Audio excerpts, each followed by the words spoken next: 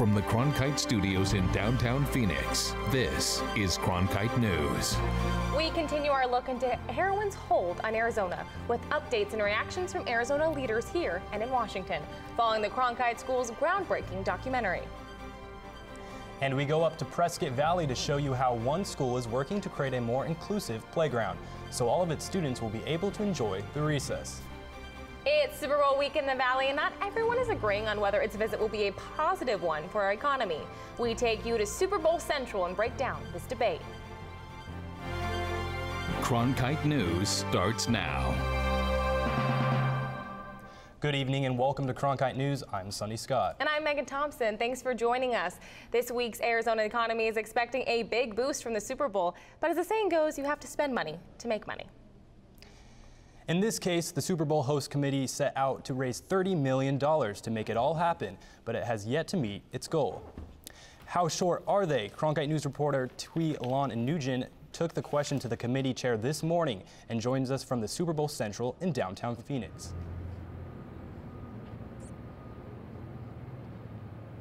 At a press conference today, Governor Doug Ducey and the Arizona Super Bowl host committee were quick to point out all the things there are to do downtown. But when it came to getting answers about the bottom line, that proved to be a little bit elusive. The teams have arrived, visitors are filling the streets of downtown Phoenix, and Arizona's governor is thrilled about the spotlight. I want to say, as a sports fan, I'm excited, and I know we're going to put on a great performance for everyone. But the spotlight has Arizona shelling out millions of dollars, while visitors tell me they've spent thousands. Tickets and all, we spent over $1,000 already. Arizona still needs to raise enough money to cover the cost of events like Verizon Super Bowl Central in downtown Phoenix. It is the epicenter of activities for fans, for media, for sponsors. CEO Jay Perry cautions events like these come at a significant cost. Our fundraising goal of $30 million is to host all of the activities surrounding Super Bowl. And we are on track to wrap that up this week, so right by game time.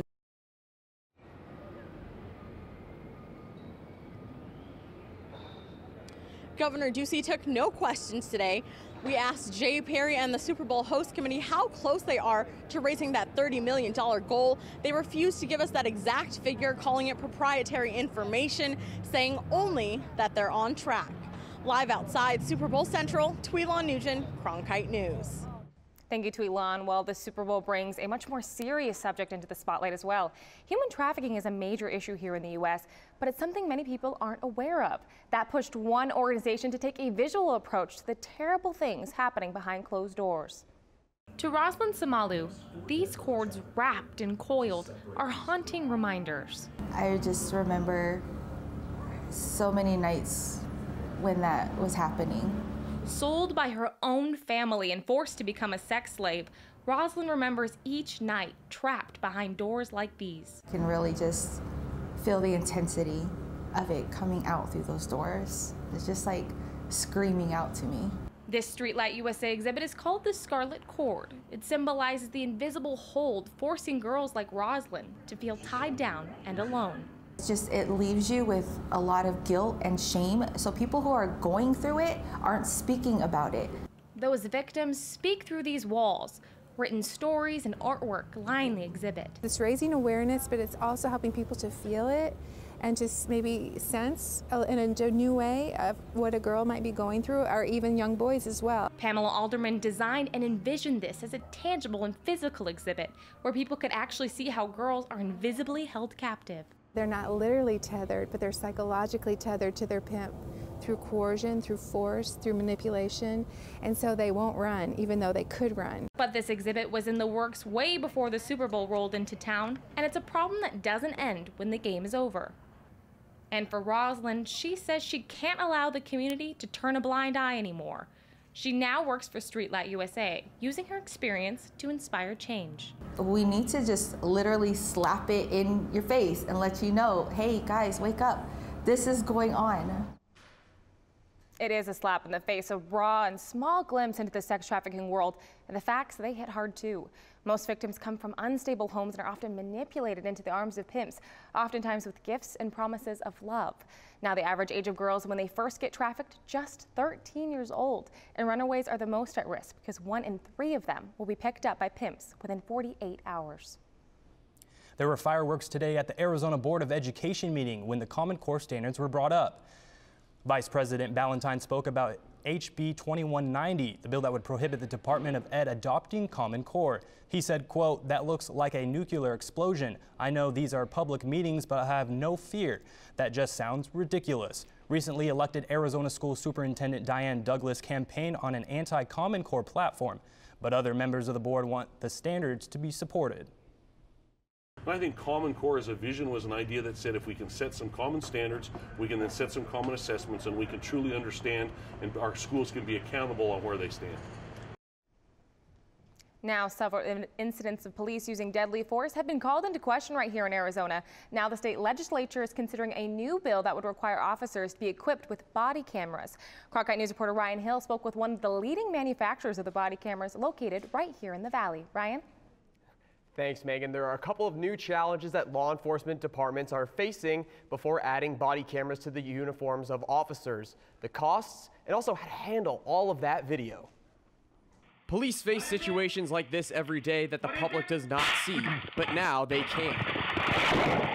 Taser International, based in Scottsdale, supplies body cameras and data storage to police departments across the valley and federal agencies like the CIA. But we got in the business of cameras back in 2005.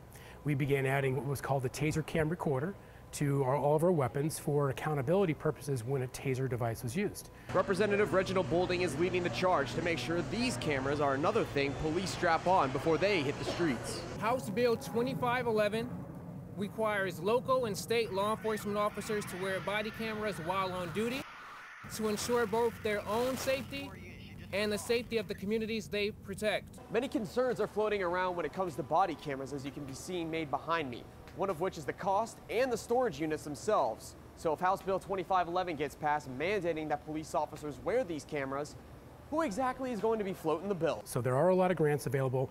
A lot of them are using RICO money. A lot of them are using their own money. The state has yet to find a way to fund these mandated cameras, but Representative Boulding is confident help is coming. We prioritize and we put money in things that we care about. Representative Boulding is hoping to purchase the cameras from a local company to support Arizona's economy. Well, we are local, so Phoenix is up next. There is an opportunity there, and what we have to do is make the camera attractive, not just in terms of the hardware, not just in terms of cost. How do they support this tsunami of digital evidence? And now later on this week, we'll be taking a ride along with the Valley Police to see these body cameras in action. I'm Ryan Hill, Cronkite News. This year, Cronkite News made a major commitment to expose the hidden dangers of heroin use in communities across our state. This documentary project is called Hooked, tracking heroin's hold on Arizona. It struck a chord with law enforcement, counseling programs, and worried parents with its state debut just 2 weeks ago. If you have 20% of an entire generation of young Americans who are addicted to heroin in 10 years, what does that do to our country? What does that do to the future of our country, the future leaders? What's that get? We're going to wipe out an entire class of people that at some point are going to lead this country. We got to get it under control, and we got to do it fast. We're now tracking the effect of this call to action in an effort to raise awareness and reduce the abuse of this devastating drug. We have team coverage from our reporters here in Arizona and in Washington, tracking the documentary's impact.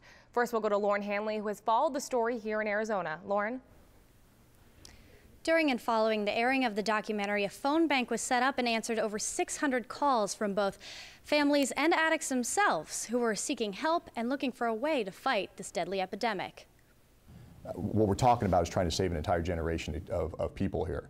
And if we can't get past that as adults and leaders in this country and as parents, if we can't get past that, then we're gonna have problems. Across the state, families, addicts, police, and drug counselors are struggling to break heroin's hold on Arizona. It's a deadly addiction. You know, it's the intensity and the acuity of it is so high that, you know, there's no such thing as a social heroin user. So the intervention needs to happen immediately. On average, a child can be struggling with substance abuse for 2 years before their parents find out. By the time you're using substances, abusing substances for 2 years, you're no longer a casual user. The Cronkite News special report found more young adults in their early 20s have overdosed on heroin than any other age group since 2009. You're getting into the demographic now of those people, or those, you know, the kids rather, they're still kids. Those kids looking to possibly maliciously abuse those substances, and they may know that their parents use them for whatever ailment their parent may have, and they're not going to notice a pill or 2 or 3. And it can all start, experts tell us, with prescription painkillers. People have always been concerned about the fact that prescription drug abuse can and sometimes does lead to heroin abuse and, of course, heroin overdose deaths. Most of the addicts we interviewed said they started using heroin because it became too expensive to get pain pills, and heroin was cheaper and easier to get. When I first started, it was like $15 a pill, and so if you have enough money to get high, it would cost me like $120. Once addicts are hooked, the most important next step is to get them into treatment. What we're doing in the criminal justice system is looking for opportunities when we have heroin users who come into our system, looking for opportunities to get them directly from jail into treatment. Dara and her husband Braden are both recovering addicts who got help at Calvary Addiction Recovery Center. The world comes crashing down and you realize what you've done, who you've harmed, and you just have to go off of that. I mean, that's the starting point, you know, take that and run. Dara and her husband Braden are both recovering addicts who got help at Calvary Addiction Recovery Center. We did know that there was some drug use going on. We've never heard the word heroin. I mean, I remember very clearly the first day that I heard that's what we were dealing with. Don't ignore it. Don't hope that it'll go away on its own, because it won't. Addiction's powerful. And watch for the significant signs of heroin use. Syringes, cotton swabs, spoons, small baggies, pipes, rubber ties, and foil. Look for track marks, pinpoint-sized pupils, slurred speech, significant weight loss, and scabbed or bruised skin. Users may also steal money, sell personal items, and use up savings. By seeking out help and following through with treatment, young people like Anna, who once struggled with addiction, still have hope. Still have the opportunity to have a complete life and have a career and a family and all of these things that I thought were totally impossible. The Arizona Department of Health Services does have a drug monitoring program so a doctor can check a patient's history and therefore see if they need to or not need to prescribe medication. Live in the First Amendment Forum, Lauren Hanley, Cronkite News. Thank you, Lauren. Now let's send it over to Liliana Salgado in our Washington Bureau, who spoke with Arizona leaders visiting our nation's capital. Liliana? Well, in Washington, there's growing discussion about the heroin problem in Arizona and nationwide, and Arizona leaders were here to talk about the issue. In recent years, the non-medical use of prescription drugs has represented our nation's fastest growing drug problem. And at the U.S. Conference of Mayors, leaders examined the latest data from Substance Abuse and Mental Health Services Administration. Our law enforcement, Phoenix Police Department, is very, very tuned to this issue. And I know they're working incredibly hard to make sure that they are fighting it as strongly as they need to be. The approach that I think you see happening in Mesa and more in other communities is to address the problem as a health issue as much or more than it is a criminal issue. While health care for addicts is important, Pinal County Sheriff Paul Babu reminded lawmakers support for law enforcement is necessary to stop the dealers and drug traffickers. A majority of them are coming through our county. So whatever we do or don't do about this is going to have a huge impact, not necessarily upon the people of my county, but the rest of the country.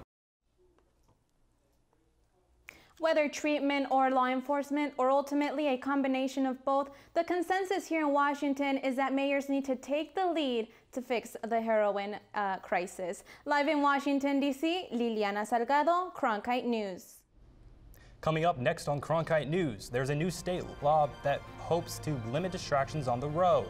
Find out which restrictions may soon be coming for some of Arizona's youngest drivers. And in our Access Across Arizona series, it's a new kind of playground, one that's so popular, people are moving their families to Prescott Valley to be near it. This winter, we'll take you to the heart of Downton. You have to take control of your feelings before they take control of you. Thomas. We'll place you at the scene of the crime. Trouble seeks you out, doesn't it? Yes. And we'll fly you to the ends of the earth. Are you seeing this? Support the one place that can take you any place. Hi, I'm Beth McDonald, host of 8's brand new show, Arizona Collectibles. Filming for season 2 is right around the corner. For your chance to be a guest on the show, visit us online at azpbs.org/collectibles. That's wonderful. Okay. Make sure to sign up early because spots fill up fast. I look forward to meeting you and seeing your treasures. Until then, thanks for watching. Thursday nights at 7:30 on 8 HD. News doesn't stop on Friday at 7:30 at night. PBS NewsHour Weekend is kind of a natural next step. The NewsHour's been committed to being available on air or online, and now weekdays or weekends. There's no shortage of news that's out there, but why do people come to us? To give them some context and analysis that they can't find somewhere else. PBS NewsHour Weekend, only on PBS. Check local listings. Welcome back to Cronkite News. Despite repeated attempts, Arizona is one of just 2 states without a law against texting while driving or cell phone use by teens. But as Jamie Warren reports, supporters hope to have better luck this year, but are starting small. 17-year-old Marlene Cardenas knows firsthand just how easy it is to get distracted behind the wheel. Honestly, my phone. #1 distraction. 3 months after getting her license, I got a text from a friend asking me to pick them up on my way to work because they work with me. And as soon as I was going to answer that I was on my way, I crashed into a truck. Marlene was okay, but her white Impala totaled. Snapchat, Instagram. In fact, many drivers admit having a cell phone is a big distraction while on the road. I text, I Snapchat, I take pictures, I Instagram, I tweet. According to AAA, young drivers are 3 to 5 times more likely to be involved in a crash when reaching for or dialing a phone. If we take this out of their hand, we can make that teen driver safer and thereby make Arizona roads safer as well. And that's what House Bill 2343 is designed to do. The bill would prohibit young drivers ages 16 to 17 from using electronic devices while on the road from the time they get their permit up until the first 6 months of having their license. For years now, similar bills have come before the Arizona legislature and failed. Those who oppose the effort fear it can take away one's personal freedom. It's something that you should do on your own because you're responsible for it. But for this new driver, first ticket, first stop from the cops, first time with something on my record. She just wishes she could have taken those precautions sooner. In Phoenix, Jamie Warren, Cronkite News. For a closer look at the impact of distracted driving and fatal collisions, our digital bureau has prepared a detailed look on our website, cronkitenewsonline.com. Now, drivers may also have to watch out for rain heading into the week. Katrina Arroyos has a look at our forecast. Katrina? Well, Megan, the streak of great weather has disappeared. As you can see, we have a storm system originating in Baja California making its way into Arizona. Cities such as Tucson, Yuma, they've all experienced rain earlier today. And here in the valley, we can expect to see showers continuing on into tonight. But we will see a break. Wednesday, we will have a 0% chance of rain. But as a new system makes its way into the valley, we'll have a 20% chance of rain on Thursday and a 40% chance of rain on Friday. So break out those umbrellas. And with the rain, we have cool temperatures. Currently, we're at 67 degrees with a 25% humidity. Across the state, temperatures are in the mid to upper 60s, 68 in Tucson, 59 in Yuma, 54 in Page, and 53 in Winslow. Over the next few days, we're going to see a fluctuation in temperatures, 76 tomorrow and Wednesday, down to 70 on Thursday, even cooler on Friday with 64 degrees, and creeping back up to 67 degrees on Saturday. For Cronkite Weather, I'm Katrina Arroyos. Cronkite News brings you access across Arizona. Now, part of our initiative to bring you stories from communities often not seen on news stations around the valley, Cronkite News reporter Mackenzie Scott joins us with how one Northern Arizona teacher's idea for all students to play is now a reality. Sunny, as the weather heats up, the favorite time of most elementary students' day is when the bell rings for recess. But while most students spend that time playing on the playground, not all are able to. I traveled to Prescott Valley, where one school has made it possible for all kids to have that childhood experience. Playing on a playground is a rite of passage, but for some of these children, it's a new experience. I heard a broadcast on inclusive playgrounds that were being developed throughout the country, and I thought, why not at Mountain View? Helping kids with disabilities is a passion for Mountain View teacher Joanne Hayden, who transformed that spark of an idea into this. A playground where more than 20 Prescott Valley students with moderate to severe disabilities are now able to experience childhood joys many take for granted. They would walk around the playground and watch all the other children playing on equipment that they couldn't play on. The playground was not cheap. A $55,000 grant from the Yavapai County Community Foundation made it possible. They really appreciated the way we approached them and our plan, our idea, and so we got what turned out to be the biggest grant they've ever given. And it's not just physically challenged students who enjoy the inclusive playground. Those students who need help are teamed up as a part of a buddy program. They just want to do what you're doing. They want to have fun.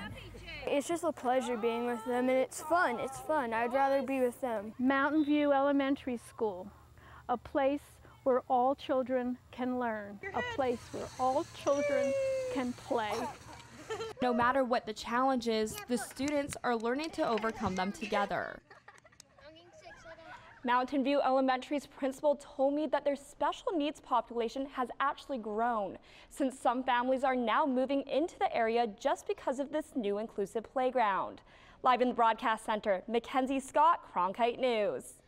Thanks, Mackenzie. Recording your own studio album while in high school may only seem like a dream for aspiring musicians. Well, coming up on Cronkite News, one high school is making these dreams come true, and it's gaining national attention.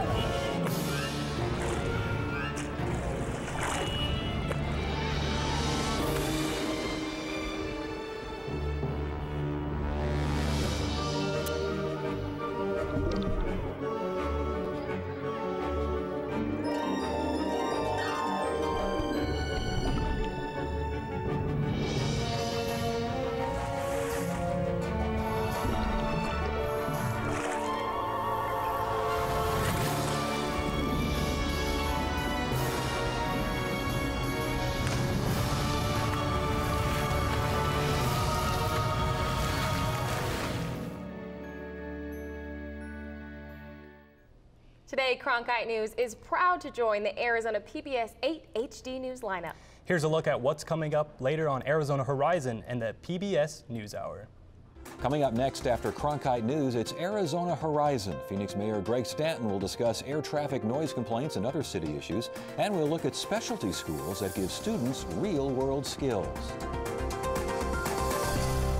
I'm Judy Woodruff. On the next NewsHour, we dig into the roots of the rise of Muslim extremism in Europe.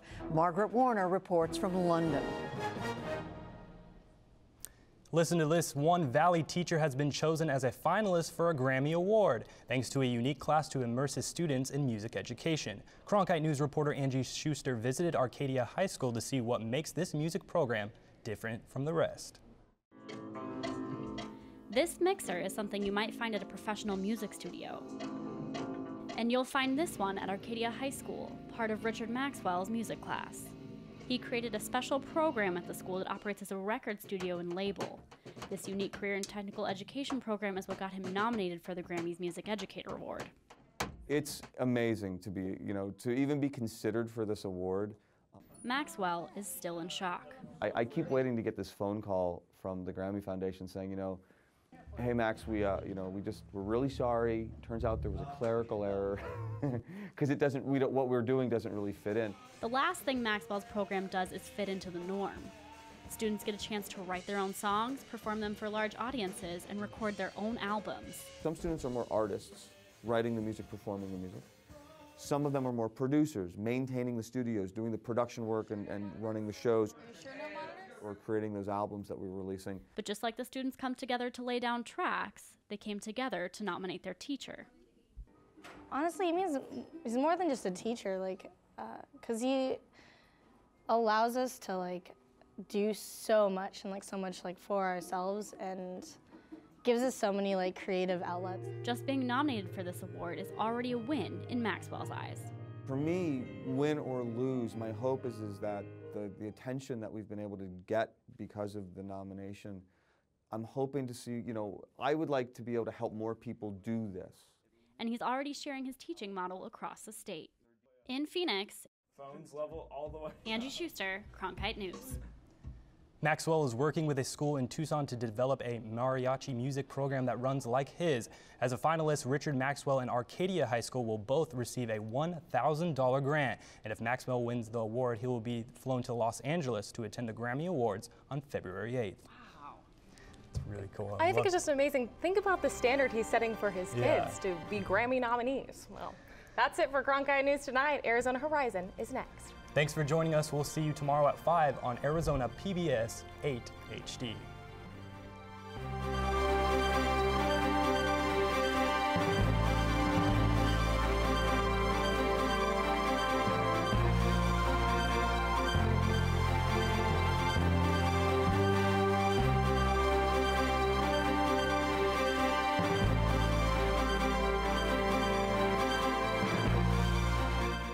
Find top Arizona stories anytime at CronkiteNewsOnline.com.